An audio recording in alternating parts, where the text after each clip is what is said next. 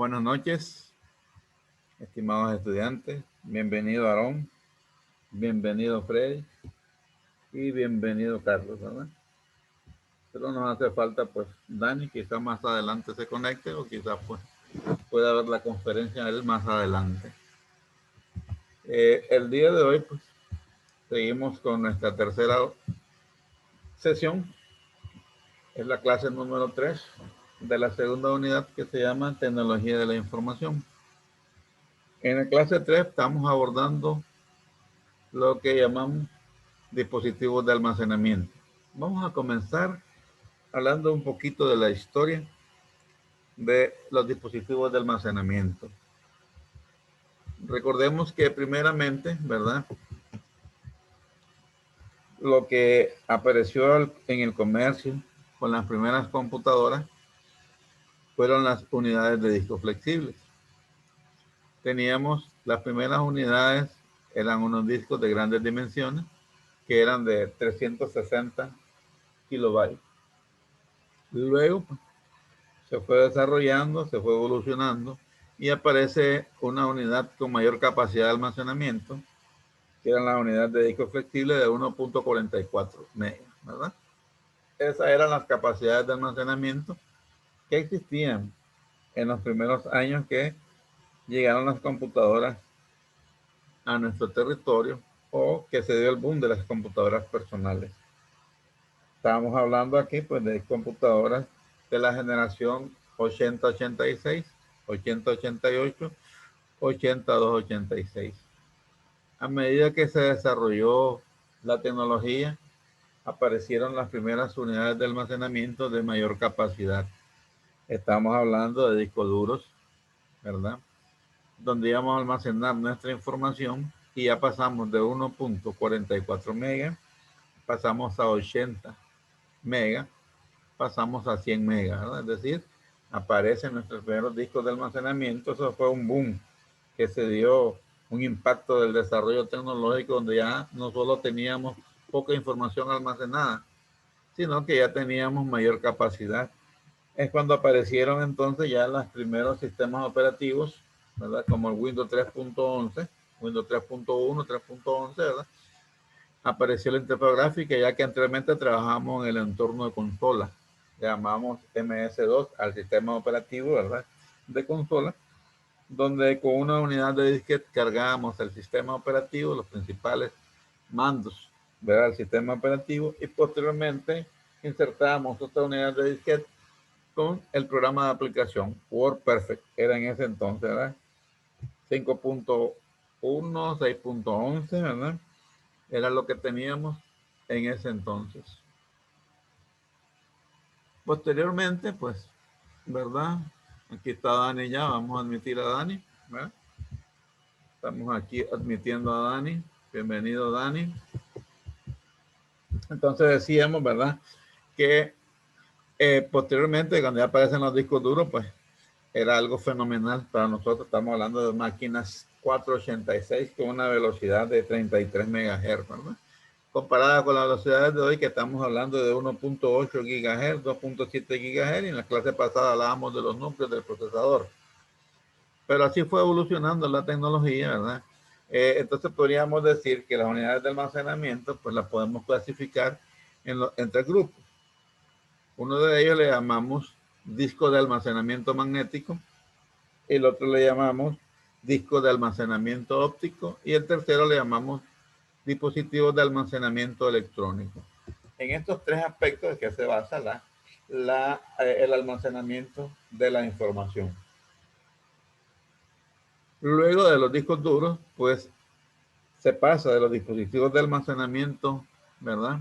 Magnético a dispositivos de almacenamiento óptico. En esta historia podemos hablar que entonces aparecen las unidades de CD, posteriormente aparecieron las unidades de DVD, eso evolucionó, ¿verdad? Al Blu-ray, dispositivos de mayores capacidades de almacenamiento, unidades de DVD de doble capa, de 4 capas, es decir, pues ya teníamos mayores capacidades de almacenamiento. Y luego pues nos aparecen, ¿verdad? Lo que viene siendo los dispositivos electrónicos, como las memorias USB. Regresando un poco entonces a nuestros dispositivos de almacenamiento magnético, podríamos decir que el disco duro, ¿qué le pasó a Dani? Pues está en espera todavía, dice. Bueno, podríamos decir que al disco duro es un dispositivo de almacenamiento magnético. Esto viene siendo casi similar como algo que existía hace unos años atrás, al que le denominamos cassette. Sobre la superficie del disco, lo que vamos a tener nosotros es partículas magnéticas construidas a base de partículas de ferro, o sea, de hierro, ¿verdad? Ferro magnético, que van a estar sobre toda la superficie. Luego vamos a tener un cabezal de lectura y escritura. Vamos a tener un motor de giro para el cabezal, un motor de giro, ¿verdad? Para el disco duro. Y basado en estos elementos, vamos a estar almacenando la información.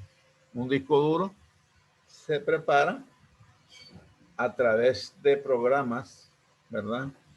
Para el almacenamiento de la información. En dependencia de la capacidad, en dependencia de la cantidad de platos que tenga, así va a ser entonces la preparación.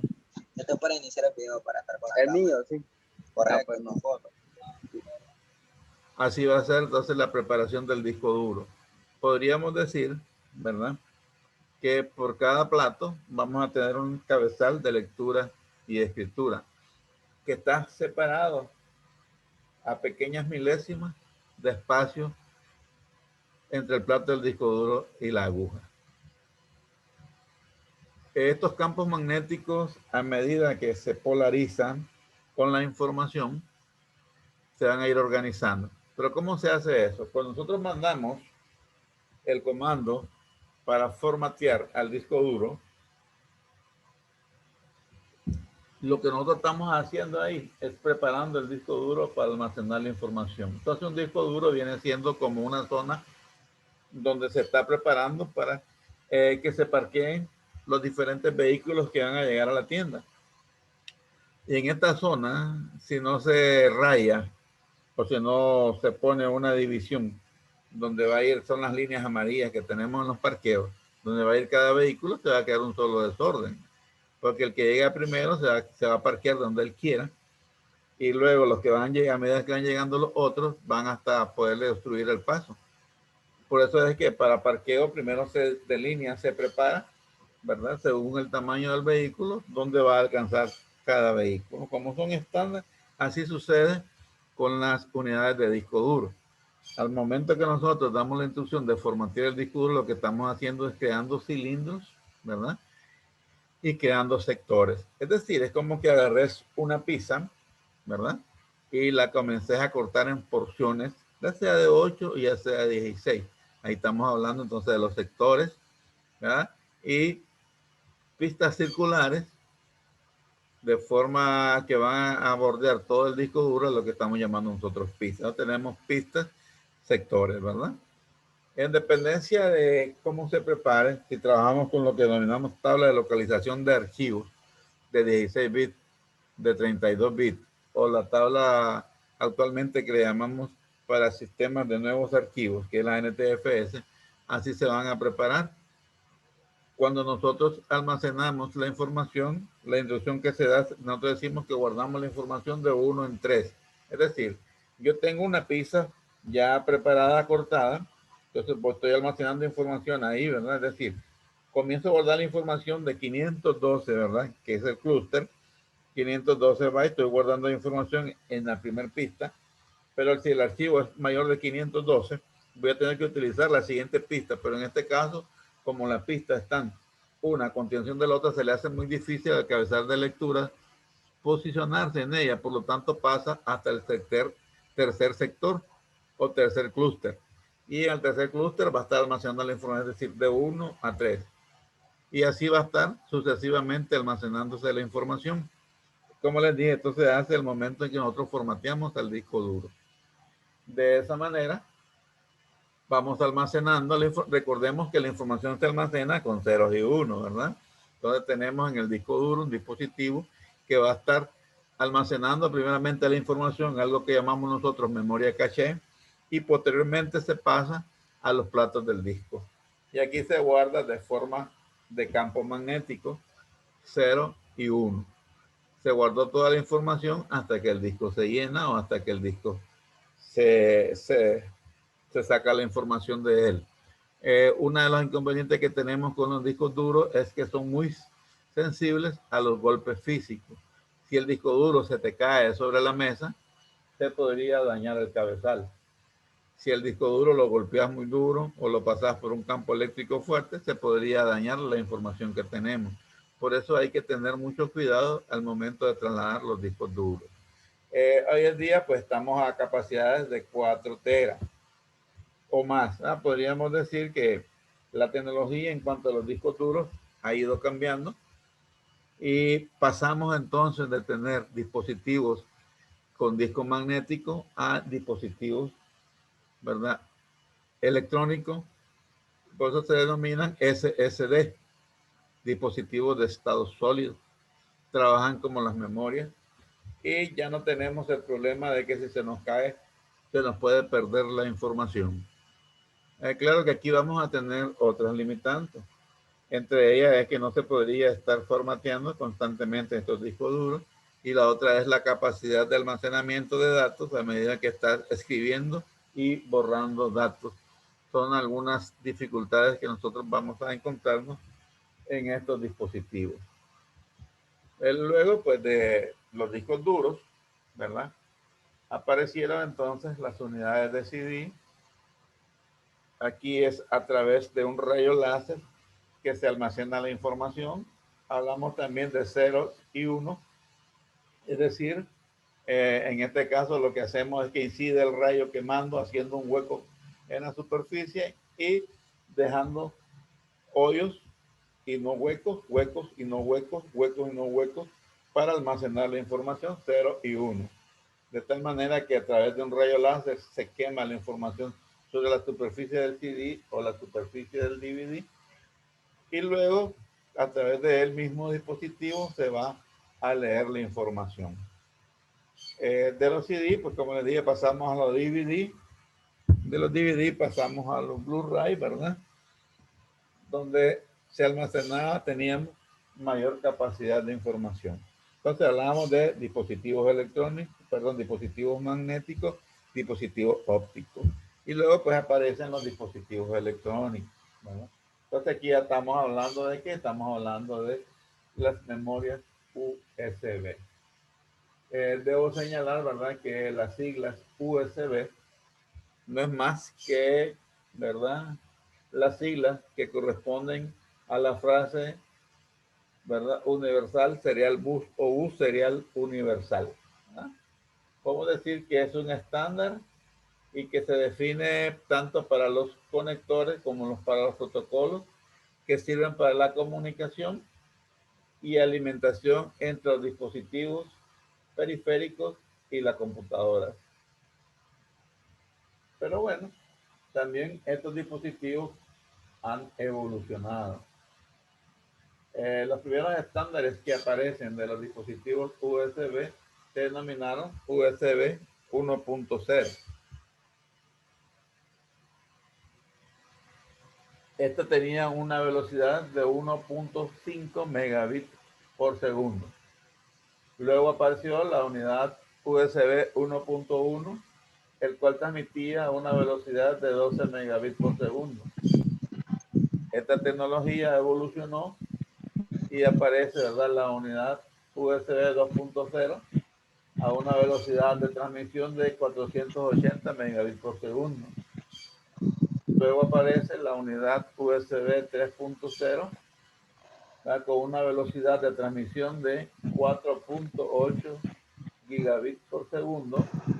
Tenemos la 3.0, 10 gigabits por segundo, y la 3.2 a 20 gigabits por segundo. Es decir, estos son los estándares de velocidades de transmisión de datos, ¿verdad?, de las unidades USB.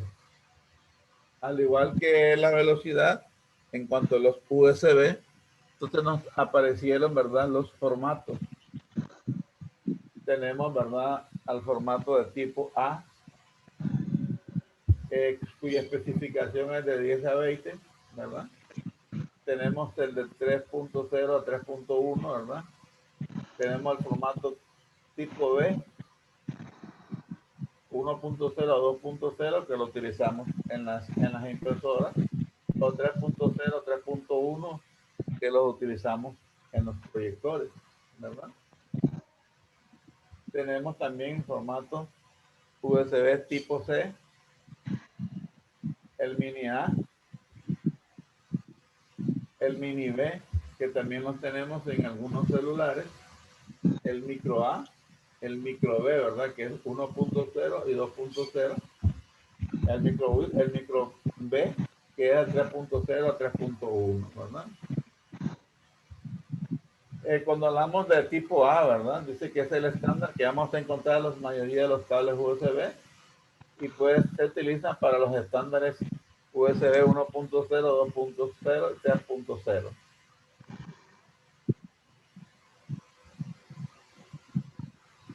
Y a diferencia de los conectores 3.0, esto cuenta con una pestaña interna, ¿verdad?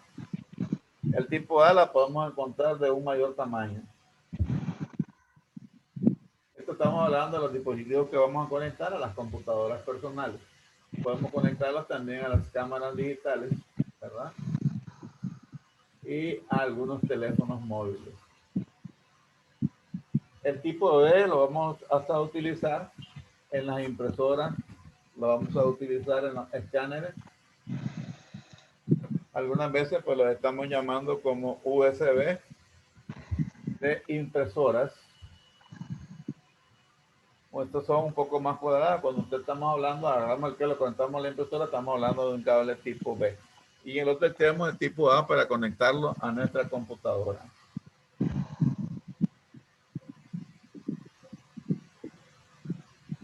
El tipo C pues se conoce como un dispositivo que es reversible, es decir, a diferencia de los anteriores que mencioné, se puede conectar tanto de un lado como al otro sin ningún problema.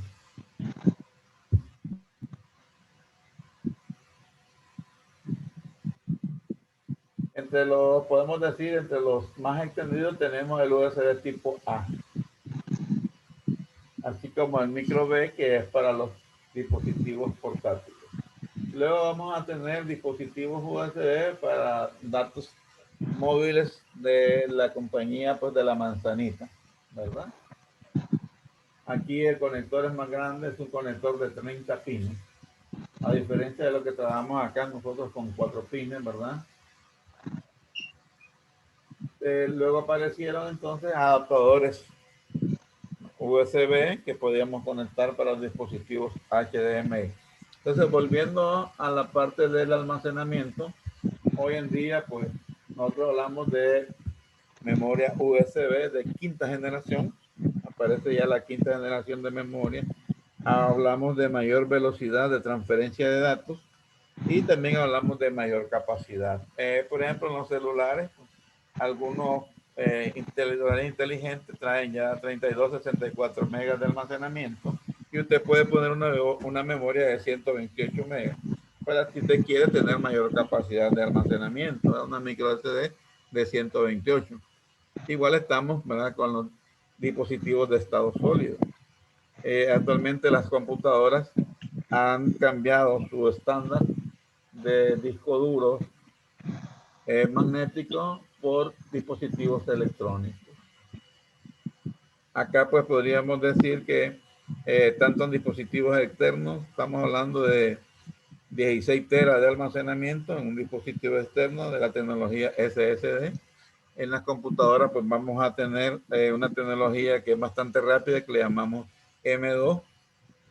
Tiene la ranura en la computadora para poder conectar un dispositivo de estado sólido del tipo M2 para sistemas operativos y podemos conectar otro SSD de 1 tera o de 500, ¿verdad?, para almacenar información, de tal manera que un disco duro de tecnología M2 de aproximadamente 256 de almacenamiento, 256 gigas de almacenamiento puede costar como $20. Y estos se designan por su rapidez, por su velocidad, se designan para instalar el sistema operativo. Y podríamos anexar en la computadora un dispositivo SSD de 500 o de 1 tera para respaldo de información. El sistema operativo Windows 10 instalado en un dispositivo de estado sólido, su carga aproximadamente desde que usted enciende la computadora hasta que le pone el escritorio viene siendo de 1 minuto a 1.20, ¿verdad? Entre 1 y 1.20, ¿verdad? Tarda en la carga con respecto a los discos magnéticos, que estos pues tardan de 10 a 15 minutos para tener la carga completa. Podríamos decir inclusivamente, profe, Ajá. inclusivamente estos discos SSD también se ven en lo que es la nueva generación de consolas de videojuegos.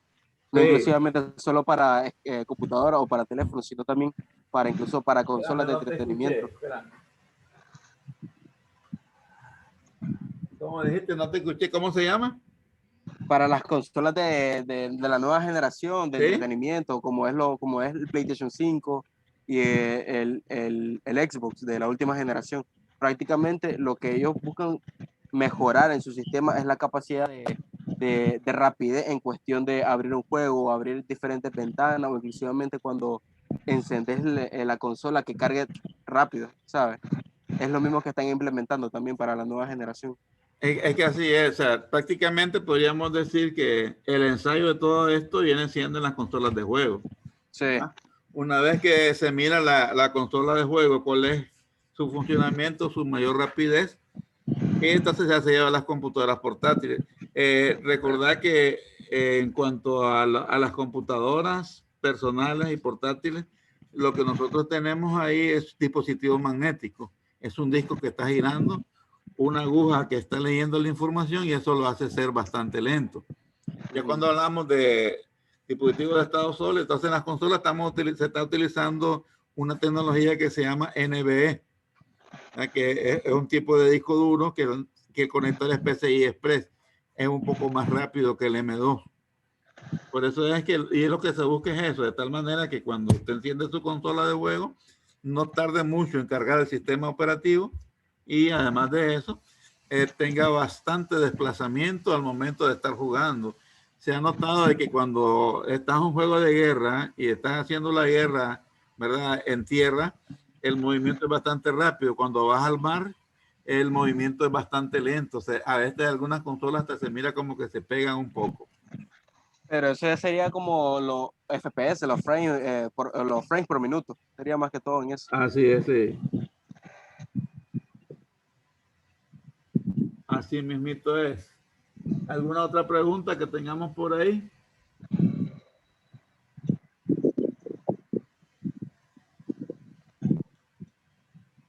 ¿Alguna otra pregunta? Ninguna, profe. Hasta ahí estamos claros. Sí. Hoy creo que estamos completos, ¿verdad? Sí, profe, así es. Los 5. Me alegra Todos que estamos ahí. me alegra que todos estamos ahí, que logramos coincidir con el tiempo, ¿verdad? Como ustedes pueden ver, pues los temas ya ustedes los conocen, solo estamos recordando un poco de cosas porque esta clase parece que ustedes la debían de anterioridad, ¿verdad?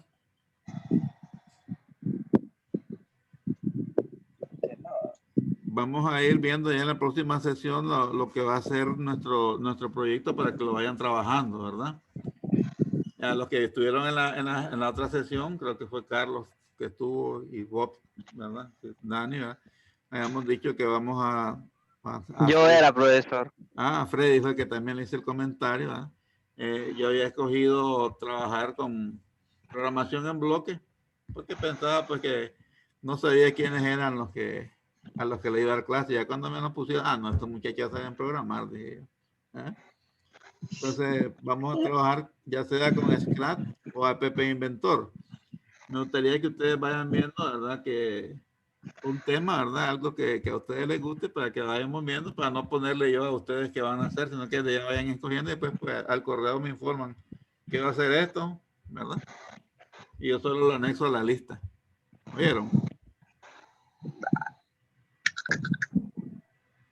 Ahí estamos claros. Sí. Porque recuerden que son 6 sesiones, ya tenemos la mitad. Y la séptima, pues ya es la entrega del proyecto. Acuérdense de las tareas para que acumulen puntos para que pasemos esta clase con 100, ¿verdad? ¿Alguna duda hasta ahí? ¿No hay duda? Uy, se No, perdió. profe. ¿Ah? No, profe, de mi parte no. No, profe. Bueno. Tampoco de mi parte. Está bien, pues. Entonces llegamos hasta ahí por el día de hoy, muchachos. Nos vemos el próximo viernes. Dale pues, profe, se cuida. Está bien, feliz fin de semana. Igual. Dele, Igual, pues, profe. buenas noches. Dale, profe, cuídese. Dale,